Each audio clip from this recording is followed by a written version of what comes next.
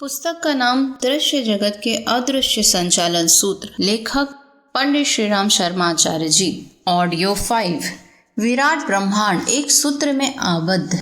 दृश्य और अदृश्य, ज्ञात और अज्ञात, संसार की अनेक विशेषताएं इस सृष्टि के ईश्वर की नियामक सत्ता के अधीन होना ही प्रमाणित नहीं करती, वरन यह भी सिद्ध करती है कि समग्र ब्रह्मांड एक सूत्र में आबद्ध है। ब्रह्मांड परिवार के सदस्य एक दूसरे से प्रभाव ग्रहण करते हैं और उस आधार पर अपनी गतिविधियों को निर्धारित करने के लिए बाध्य होते हैं। प्रकृति की अनेक शक्तियां हमें प्रभावित करती हैं। कई बार तो उनका उपयोगी अनुपयोगी प्रभाव दबाव अत्यधिक होता है, तो भी मानवीय चेतना की विशेषता यह है कि वह अनुपयोगी प्रभाव से अपने को बचाने में कोई न कोई मार्ग ढूंढ निकालती है। उपयोगी प्रभाव से अधिक लाभान्वित होने का उपाय भी उसे मिल ही जाता है। सर्दी, गर्मी, आंधी, तूफान, अतिवृष्टि, अनावृष्टि आदि के उल्टे सीधे झंझावत अपने ढंग से चलते रहते हैं। दूसरे प्राणी अपनी शारीरिक विशेषताओं के कारण तथा अत्यधिक प्रजनन शक्ति के कारण अपना अस्तित्व बचाए रहता है। मनुष्य इन दोनों ही दृष्टियों से पीछे है, फिर भी प्रकृति के आघात सह सकने की व्यवस्था बना लेता है। यह उसका बुद्धि वैभव ही है। सूर्य को ही ले, उसका अनुदान पृथ्वी पर प्राणियों पर अनवरत रूप से बरसता है, पर यदा कदा उसकी ऐसी स्थिति भी होती है जो पृथ्वी पर अपना अनुपयोगी प्रभाव डाले। उन दबावों को रोक न सकने पर भी पूर्व जानकारी के आधार पर बचाव के उपाय ढूंढ लिए जाते हैं। सतर्कता बरतना अपने आप में एक बड़ा उपाय है, जिससे अनायासी बहुत कुछ बचाव हो जाता है। इसी प्रकार उसके उपयोगी संपर्क को बढ़ाकर वे लाभ पाए जा सकते हैं, जो अनजान स्थिति में पड़े रहने पर मिल सकने संभव नहीं है। साधारणतया सूर्य आग का एक ऐसा गोला है जिसके किसी प्रभाव को रोकना अपने लिए कठिन ही हो सकता है। फिर भी अनावश्यक ताप से बचने के लिए छाया के कितने ही उपाय किए जाते हैं। सूर्य की अपनी महत्ता है और अपनी उपयोगिता भी, पर उससे भी अधिक प्रशंसा मानवीय बुद्धि की है, जो इतने समर्थ शक्तिपुंज से उपयोगी प्रभाव ग्रहण करने और अनुपयोगी से बच निकलने का रास्ता खोज लेती है। सूर्य को उदय होते देखकर ऋषि गाता है, प्राणः प्रजानम उदयति एष सूर्य। यह प्रजाजनों का प्राण सूर्य उदय हो रहा है। संध्या वंदन की सूर्योपस्थान प्रक्रिया को करते हुए गायत्री मंत्र बोला जाता है और उसके माध्यम से मांगा जाता है कि सविता देव हमारी विवेक बुद्धि को सन्मार्ग पर चलने की प्रेरणा प्रदान करें। यह आध्यात्मिक मान्यता है जिसके अनुसार सूर्य को प्राणपुंज और बुद्धि चेतना को प्रेरणा दे सकने योग्य माना गया है। भौतिक विज्ञान प्रत्यक्ष बात पर निर्भर रहा है। प्रत्यक्ष की उसकी परिभाषा पिछले दिनों बहुत उथली और भोतरी थी, अब धीरे धीरे वह पैनी और गहरी होती जा रही है। पिछले दिनों भौतिक वैज्ञानिकों की दृष्टि में वह मात्र आग का गोला था, गर्मी रोशनी भर देता था। पदार्थ की दृष्टि से सूर्य की इतनी ही व्याख्या पर्याप्त प्रतीत हुई थी, पर अब बात आगे बढ़ गई है और विचार अधिक गहराई तक होने लगा है। पिछले दिनों विज्ञान के लिए पदार्थ ही सब कुछ था। भावना और अध्यात्म के संबंध में उपेक्षा और उदासीनता थी। अधिक से अधिक शरीर के एक अवयव मस्तिष्क की हरकतों को मनःशास्त्र के नाम से एक विशेष स्थान दिया जा सकता था। श्वास प्रवाह, रक्त संचार, स्नायु संचालन की तरह ही मस्तिष्क को भी सोचने वाला यंत्र मान लिया गया था और उसकी हलचलों को मन, बुद्धि, चित्त आदि की संज्ञा दे दी गई थी।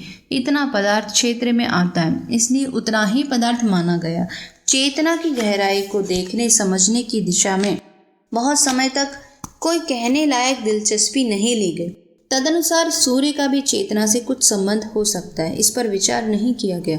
पर अब इस संदर्भ में गहराई तक जाने और गंभीर विचार करने की आवश्यकता अनुभव की जा रही है। सूर्य को अब जीवन का केंद्र माना जा रहा है। वनस्पतियां उसी से जीवन ग्रहण करती हैं और प्राणियों को भी अपनी प्राण शक्ति के लिए बहुत करके सूर्य पर ही निर्भर रहना पड़ता है। विज्ञान स्वीकार करता है कि सूर्य और पृथ्वी के बीच जो दूरी है वह जीवन की उत्पत्ति एवं स्थिरता के लिए आदर्श है। यदि दूरी कुछ घट जाए या बढ़ जाए तो फिर या तो अपना भूलोक आग्नेय हो उठेगा या हिमाच्छादित बन जाएगा।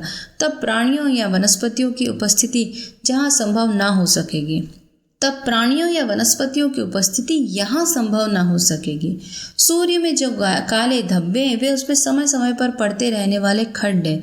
ये कभी गहरे हो जाते हैं, कभी उथले बन जाते हैं, तब वे कम या अधिक दिखाई पड़ते हैं।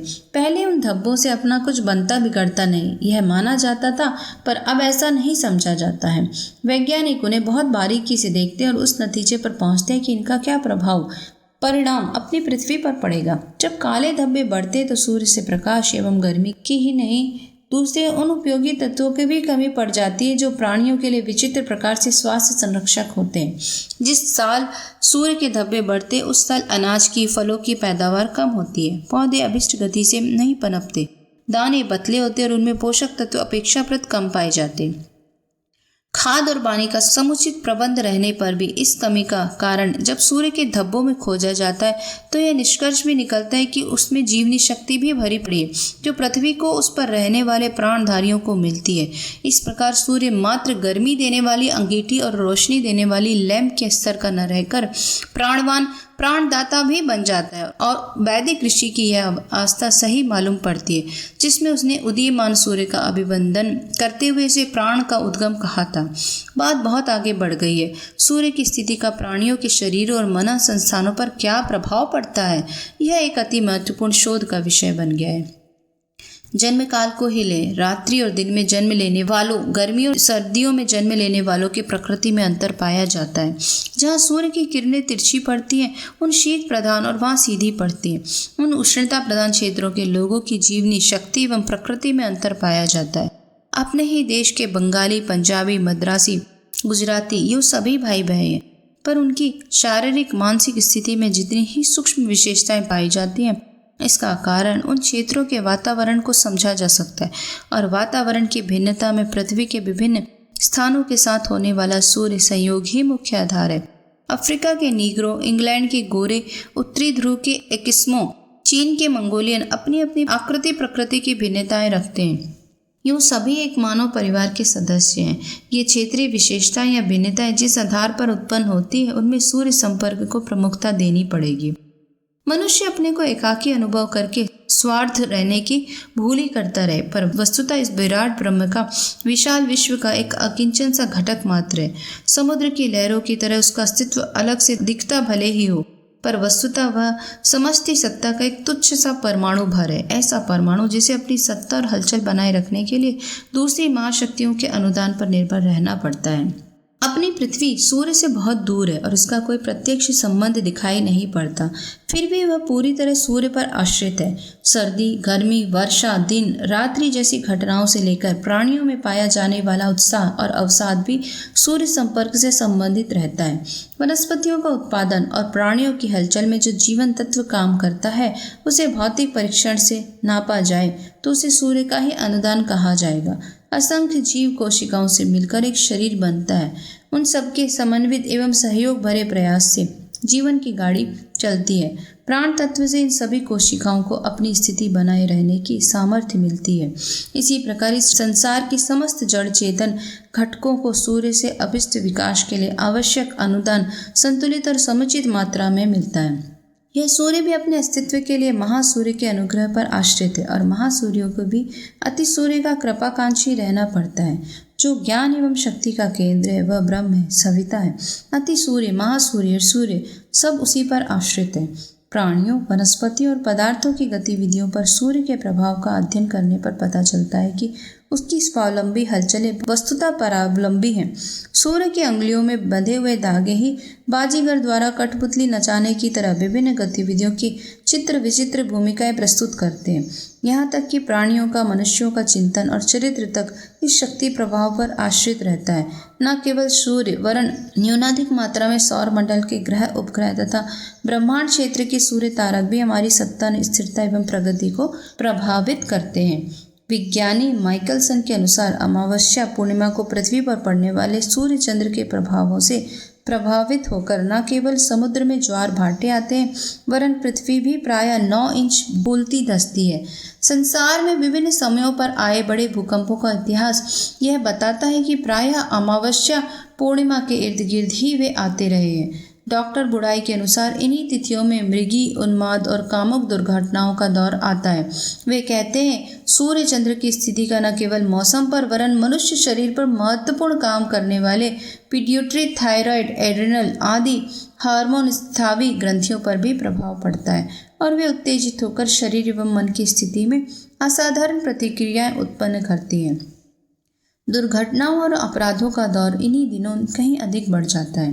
ब्रिटेन के वैज्ञानिक आर्नाल्ड मेयर और कॉलिस्को के पर्यवेक्षणों ने यह सिद्ध किया कि चंद्रमा की स्थिति मनुष्यों को, प्राणधारियों को और वनस्पतियों को प्रभावित करती है। स्वीडन के वैज्ञानिक स्टेवन एनियस ने प्रायः 10,000 प्रमाण एकत्रित करके यह सिद्ध किया है कि समुद्र, मौसम, तापमान, विद्युत स्थिति का प्राकृतिक क्षेत्र पर ही नहीं, मनुष्य शरीर एवं मन पर भी प्रभाव पड़ता है। स्त्रियों के मासिक धर्म पर चंद्रमा की स्थिति का असंदिग्ध प्रभाव पड़ता है। सूर्य ग्रहण और चंद्र ग्रहण को खुली आंखों से देखने की हानि सर्वविदित है।